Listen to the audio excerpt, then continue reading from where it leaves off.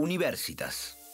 Esta palabra proviene del latín y define a toda comunidad que se organiza con cualquier objetivo. A partir del siglo XII, en Europa, su significado se aplicó para reconocer a los grupos de maestros y estudiantes que se unían por el derecho de enseñar y estudiar.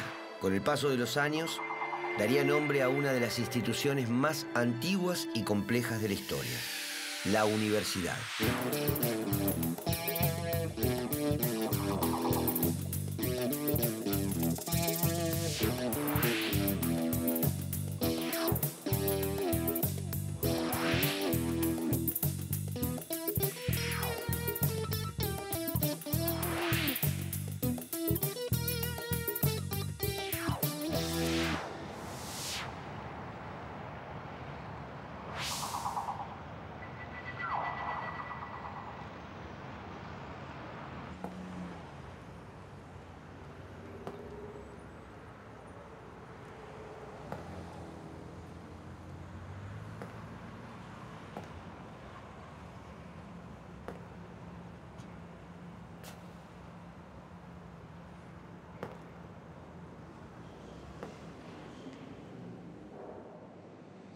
Evaluar es una acción que nos permite tener una mirada externa de lo que hacemos, la mirada de otro.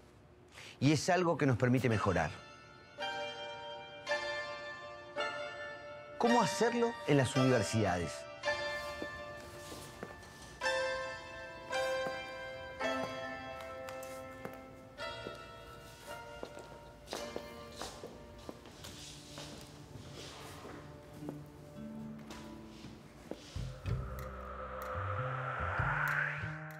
En 1989, el mundo se convulsionaba con la ruptura del bloque socialista.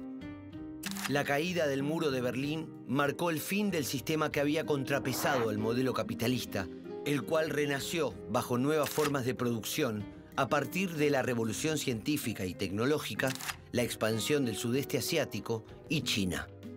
En Argentina, el gobierno de Carlos Menem intentó superar la hiperinflación, pero no lo logró hasta la aplicación del plan de convertibilidad, cuyo éxito inicial se prolongó hasta mediados de la década del 90, con bajas tasas de inflación y alto crecimiento económico. Se establecieron nuevos marcos regulatorios de los servicios públicos y en ese contexto se privatizaron las principales empresas estatales, que fueron adquiridas por firmas extranjeras y grandes grupos económicos nacionales. Se reestructuró el Estado y en materia de educación se dictaron normas que regularían el sistema durante un largo periodo de tiempo.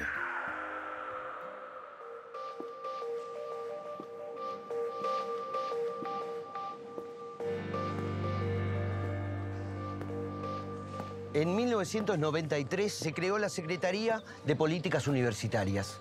Por primera vez desde la recuperación de la democracia, el Estado Nacional estableció una agenda de política pública activa para la educación superior. Más allá de la democratización y recuperación de la autonomía, sobre todo en los primeros años del gobierno de Raúl Alfonsín, se conformó una nueva agenda de problemas universitarios. Preocupaban la administración y gestión del presupuesto, la articulación del sistema, las políticas de admisión de los estudiantes, la forma de remuneración del personal docente y no docente, la superposición en la oferta curricular y el lugar de la investigación.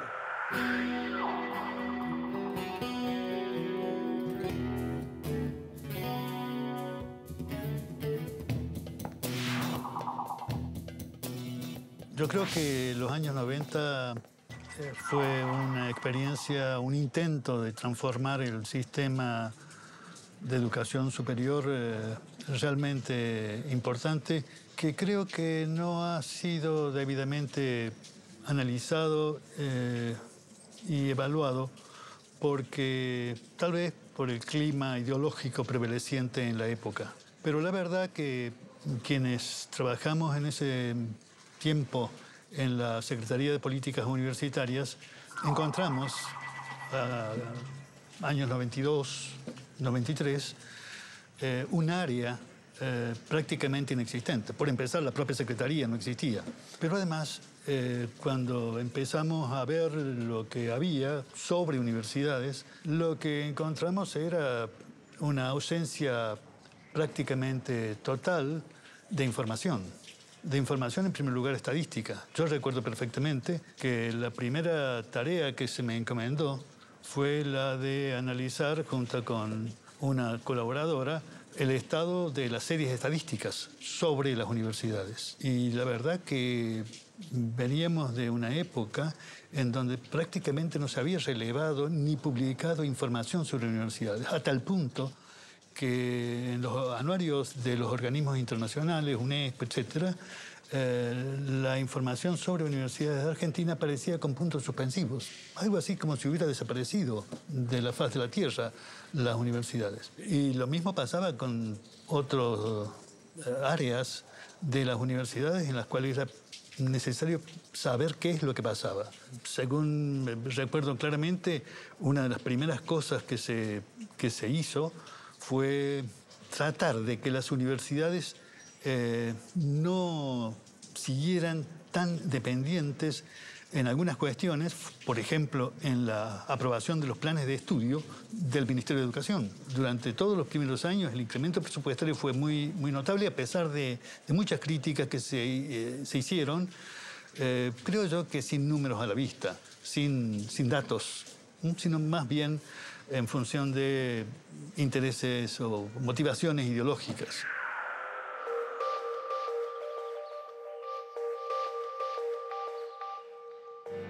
En función de las problemáticas que se consideraron prioritarias, comenzaron a aplicarse medidas que marcarían una nueva etapa en la historia de la educación superior. En 1993 se sancionó la Ley Federal de Educación, que reestructuró los niveles de enseñanza y transfirió a los estados provinciales y a la ciudad de Buenos Aires los institutos terciarios y los colegios nacionales, que para ese entonces representaban una pequeña fracción del nivel secundario de cada provincia.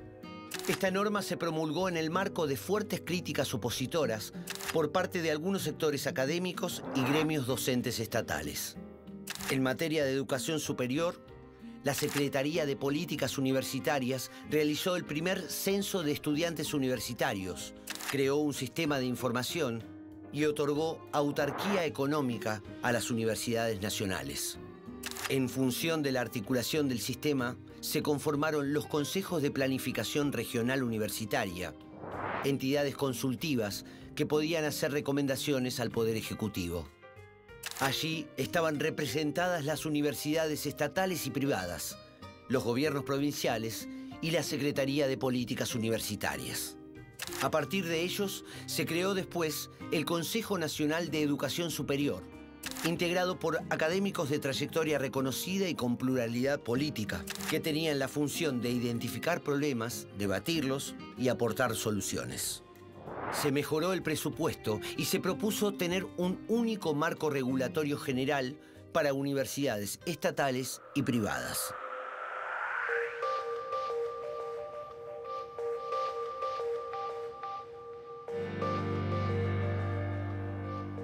Los rectores de las universidades nacionales en principio no estaban de acuerdo con las nuevas estructuras e interpretaron el protagonismo de la Secretaría de Políticas Universitarias como una intervención. A su vez, fue creciendo el número de rectores provenientes del peronismo, sobre todo por sus triunfos electorales en las universidades medianas y pequeñas. Así, el Consejo Interuniversitario Nacional comenzó a mostrar una conformación con menor hegemonía del radicalismo.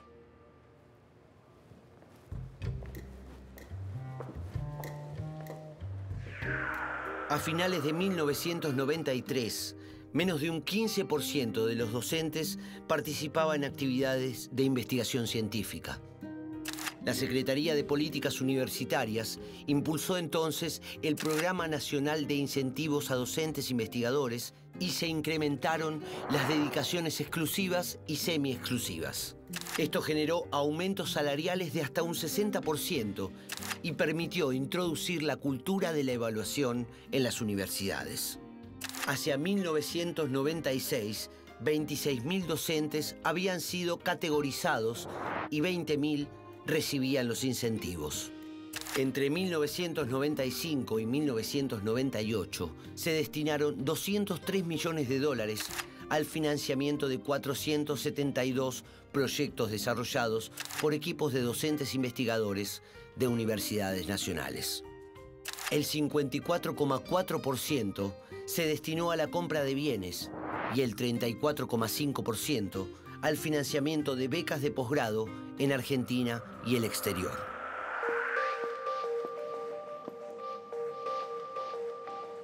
En 1994 se reformó la Constitución Nacional. En 1995, Carlos Menem fue reelegido presidente. Ese mismo año, tras meses de debates, redacción de borradores y anteproyectos, se sancionó la Ley 24.521 de Educación Superior. La reforma de la Constitución tuvo una base de acuerdo entre los partidos políticos mayoritarios, el peronismo y el radicalismo. La reforma no solo modificó el régimen electoral, sino que también incorporó derechos que habían sido previstos durante el primer peronismo, en la Constitución de 1949, derogada con el golpe militar de 1955. La Ley de Educación Superior reconoció el rol del Estado como prestador del servicio de educación pública. Encomendó a las provincias la responsabilidad central sobre la educación superior no universitaria e impulsó la articulación entre los subsistemas universitario y no universitario. Estableció regulaciones específicas para las universidades privadas por un lado y las universidades nacionales y provinciales por el otro. Aumentó significativamente los alcances de la autonomía universitaria en materia de ingreso, promoción y egreso de los estudiantes, planes de estudios, políticas institucionales de personal, resolución sobre el carácter gratuito u oneroso de los estudios universitarios y determinó que los ingresos generados a través de tasas u otros conceptos, sin mencionar el término aranceles, debían destinarse a becas y otras formas de ayuda económica a estudiantes de bajos ingresos. El movimiento estudiantil se opuso por entender que se trataba de una ley con fuerte intervención del Estado por sobre la autonomía universitaria consagrada en la Reforma Constitucional de 1994. La Secretaría de Políticas Universitarias había impulsado un largo proceso de consulta. En ese marco, y a partir de un anteproyecto, los rectores de extracción radical y peronista acordaron el proyecto final de ley que el Poder Ejecutivo elevó al Congreso Nacional. Los legisladores radicales facilitaron el quórum, aunque votaron en contra siguiendo los planteos de su expresión juvenil universitaria, la Franja Morada. La ley se sancionó con el voto mayoritario del peronismo.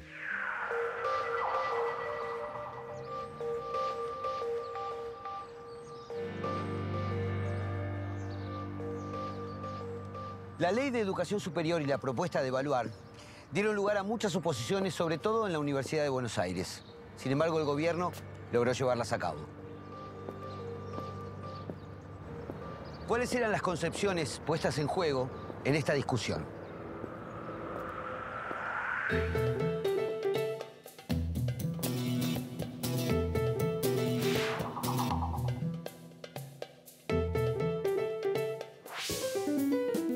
Bueno, vos fuiste cronista de los años 90, cuando se trató la Ley de Educación Superior. Recuerdo que yo en esa época realmente vivía prácticamente adentro del Ministerio de Educación. Había una sala de prensa en el ministerio y yo me instalaba ahí. Recién empezaba a trabajar en un medio nacional, recién había salido de la universidad. Y era descubrir un mundo. Yo además había estudiado en una universidad privada y todo lo que era la universidad pública me llamaba la atención, la militancia estudiantil, todo eso era como realmente descubrir un mundo. Se generaba muchos proyectos de la Secretaría de Políticas Universitarias, había mucha desconfianza del sector de rectores radicales sobre todo, y había, creo, algo que no es para halagarte, pero te lo he dicho en otras oportunidades, creo que una capacidad de trabajo tuya que imponía un ritmo a una lógica de rectores que estaban acostumbrados a no tener que poner en discusión nada. Entonces eso hacía atractivo desde el punto de vista periodístico la cobertura de los temas de universidad y de lo que pasaba. Además, un movimiento estudiantil realmente muy activo, donde la Franja Morada tenía un poder muy grande. Realmente era el último bastión que había logrado mantener el radicalismo frente a un peronismo que en ese momento representado por el menemismo que controlaba todo.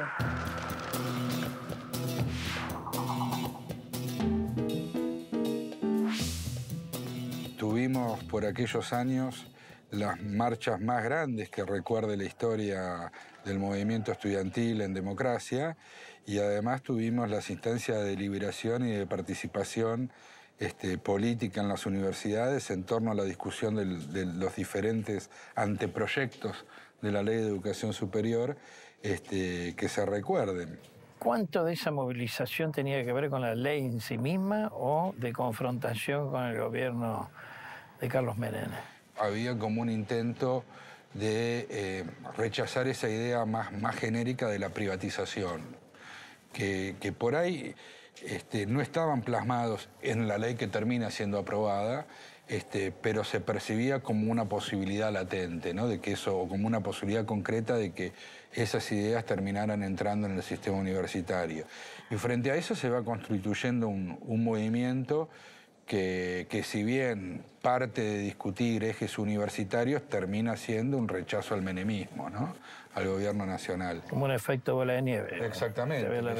Avalancha. Yo diría que hay tres momentos, ¿no? Digamos, hay un primer momento donde se confronta básicamente con el equipo de Saloni y sus ideas. Hay un segundo momento que ya tiene a vos como secretario de Políticas Universitarias, donde si bien la movilización recrudece porque se avanza con un proyecto de ley, por el otro lado... Se fortalece la negociación. Se fortalece la negociación, y creo que hay un tercer momento que es el desarrollo, la ejecución y la madurez de la ley ex post, que termina siendo una ley que termina acomodando el sistema universitario y que aún hoy sigue vigente.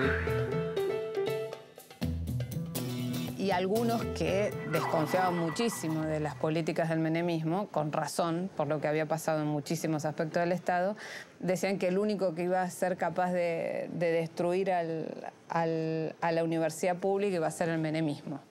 Y en eso se equivocaron. Bueno, ha sido un gusto reencontrarnos porque los debates que tuvimos fueron con altura y respeto. Así es. Y en ese sentido, digamos, a mí me parece que todo ese proceso, digamos, es un proceso que hay que reivindicar como, digamos, una ventana de discusión, de confrontación, de participación, que se abrió en un momento histórico de la Argentina que ha dejado muchas más cosas positivas que negativas, ¿no? Y me parece que ahí hay una experiencia histórica que este país debería reivindicar.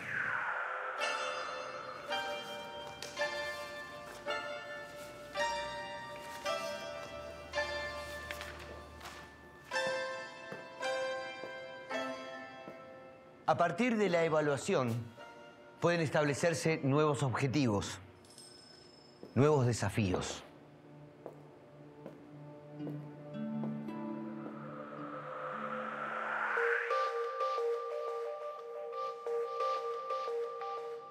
Una vez que se promulgó la ley, se estableció la Comisión Nacional de Evaluación y Acreditación Universitaria, CONEAU.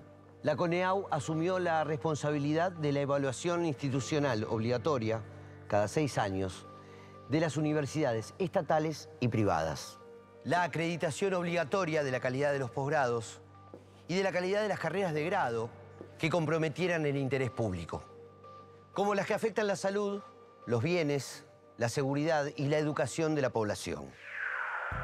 La CONEAU se conformó como organismo descentralizado y autónomo, integrado por 12 miembros. 3 designados por la Cámara de Diputados, 3 por el Senado, 3 por el Consejo Interuniversitario Nacional, 1 por el Consejo de Rectores de Universidades Privadas, 1 por la Academia Nacional de Educación y 1 por el Ministerio de Educación de la Nación. El presidente de la CONEAU es elegido entre sus miembros. El primer presidente fue el doctor Emilio Fermín Mignone, quien había sido el primer rector de la Universidad Nacional de Luján y presidente del Centro de Estudios Legales y Sociales, CELS. Las universidades nacionales promovieron juicios contra la Ley de Educación Superior por supuesta violación de la autonomía universitaria. Aquellos juicios que llegaron a la Corte Suprema de la Nación fueron desestimados, con la única excepción del juicio promovido por la Universidad de Buenos Aires, que tuvo un resultado parcial favorable en primera instancia. Como el Ministerio de Educación no presentó recurso de apelación en tiempo, el fallo quedó firme. Por eso la UBA es la única universidad argentina que no está obligada a presentarse ante la CONEAU. Sin embargo, la mayoría de los posgrados de la UBA son sometidos voluntariamente a evaluación de la CONEAU, así como todas las carreras reguladas.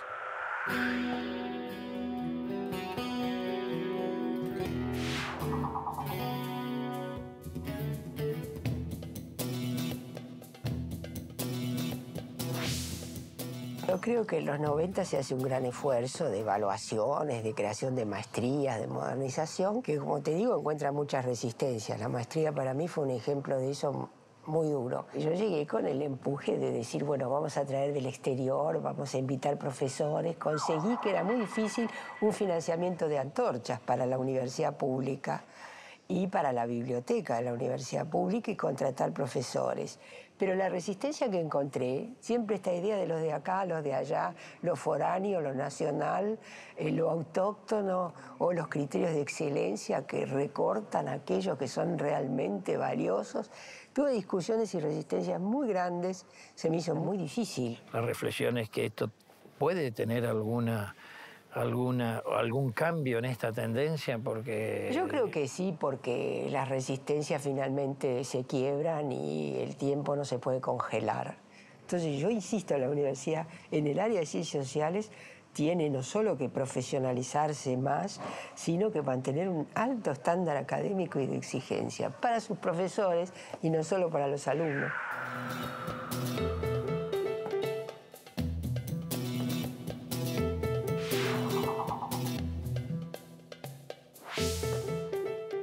Estas transformaciones en donde hubo lógicas competitivas, ¿no? No solo en el financiamiento, sino en sistemas más simbólicos. Creo que el programa de incentivos no solo implicó un adicional de dinero, sino que lo que distribuyó fue poder simbólico entre los distintos docentes. Pues fue funcional a todo esto y que de alguna manera eso explica por qué esas transformaciones perduran y se han hecho carne en la cultura en este caso de los académicos. También implicó cierta adaptación de las propias universidades a estas lógicas, al armado de proyectos, a la búsqueda de financiamiento en función de esa agenda y no quizás en función de la agenda institucional que las universidades se pudieran plantear. Durante los primeros años de democracia se habían incorporado más alumnos, pero no se había ampliado la cantidad de universidades ni de carreras. Durante los años 90 se crearon nuevas casas de estudio, tanto estatales como privadas. En varios casos se trató de iniciativas surgidas en ciudades alejadas de los grandes centros urbanos, que fueron asumidas por el Ministerio de Educación de la Nación y culminaron con la creación de las universidades nacionales de San Martín, Quilmes, 3 de Febrero, La Matanza, General Sarmiento, Villa María y Lanús. Al mismo tiempo, se nacionalizaron las universidades de La Rioja y Patagonia Austral en Santa Cruz. En las nuevas universidades, los alumnos provenían mayormente de escuelas públicas de la zona en la que se instalaban. Pertenecían a hogares de ingresos más bajos que los de las grandes universidades y en un mayor porcentaje eran trabajadores. Aunque el número de universidades privadas creció, su participación en el total de alumnos no superaba el 20%, pero sí presentaban mayor número de egresados, en torno al 35%, lo cual revelaba una mayor tasa de graduación respecto al sector estatal.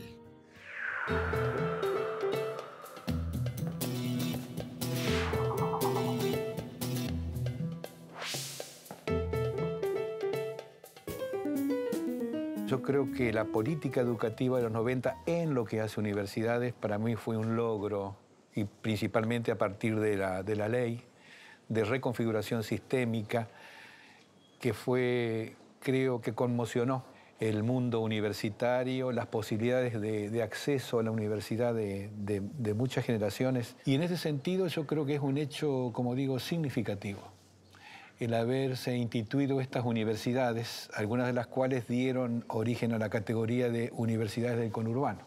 Y trataron cada una de ellas de darse sus propios perfiles identitarios desde algunas carreras, incluso algunas de ellas muy nuevas en el mundo académico. Y recuerdo que cuando iba al CIM, bueno, no dejaba de ser una situación sino incómoda, yo diría, en el mejor de los sentidos, de requerir pasión, decisión y también argumentación para participar de programas y de políticas que en última instancia habían estado hasta esos momentos concentradas más en un grupo relativamente, si no reducido, escaso de universidades nacionales. Todas estas universidades, entre el 85% eran primera generación de estudiantes universitarios. Y esto también implicaba de parte de estas universidades y de quienes estábamos un compromiso particular, ¿no? Es decir, cómo no solo que pudieran tener la posibilidad del ingreso, sino también de que permanecieran y egresaran, que sigue siendo todavía un desafío de nuestra política educativa, ¿no?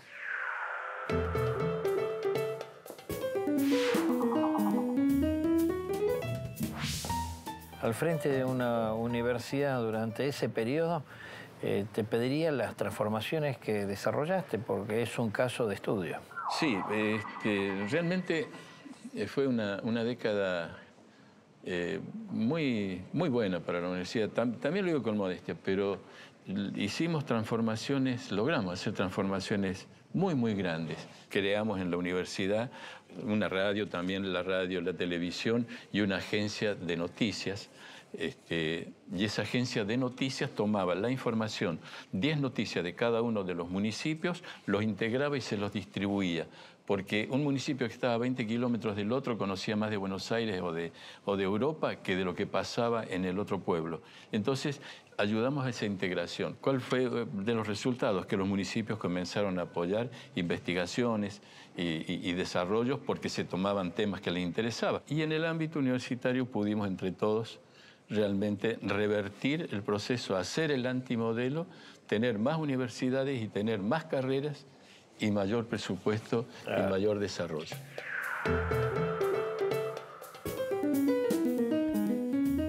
Vos acabas de publicar un libro sobre la evaluación a 20 años de la creación de la CONIAGO. Sí. ¿Cuál es tu reflexión? Me parece que fue muy interesante, incluso posterior a los años 90, cómo esta idea, ¿no?, de la evaluación se fue complementando con la política de financiamiento, ¿no? Entonces uno puede hoy ver el recorrido que luego de que las carreras se acreditan pasaron por momentos de apoyo financiero al mejoramiento en función de la acreditación, y luego siguió todo un trabajo que creo que hoy puede marcar un círculo. Yo creo que lo mismo se puede hacer a nivel de las instituciones, ¿no?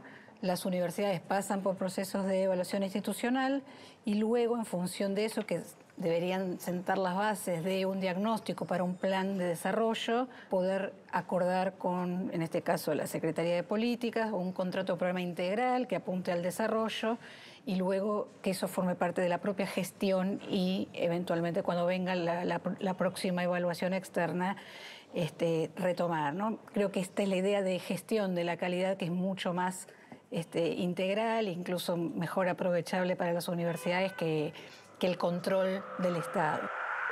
A fines de 1999 ganó las elecciones la Alianza, conformada por el radicalismo y el Partido Frente Grande. con los candidatos Fernando de la Rúa y Carlos Chacho Álvarez. La situación económica del país era de un elevado déficit fiscal, una deuda externa de 150.000 millones y una altísima desocupación. El gobierno de la Rúa dictó severas medidas de ajuste que hicieron crecer el descontento social. En octubre del año 2000, el vicepresidente Carlos Chacho Álvarez renunció.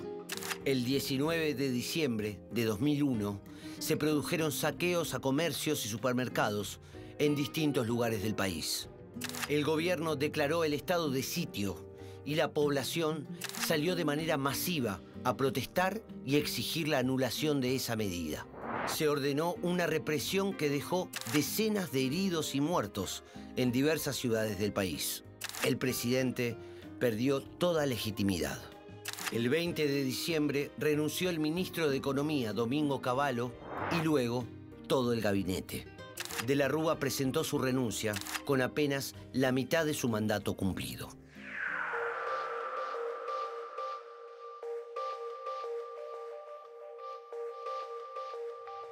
El gobierno de la Rúa había intervenido la Secretaría de Políticas Universitarias y la había transformado en la Secretaría de Educación Superior. Fueron 2 años sin nuevas políticas universitarias.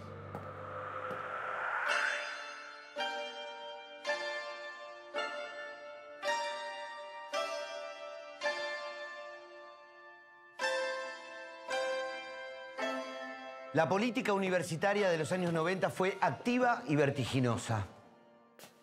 ¿Cuáles serían los nuevos objetivos del sistema universitario en esta nueva etapa?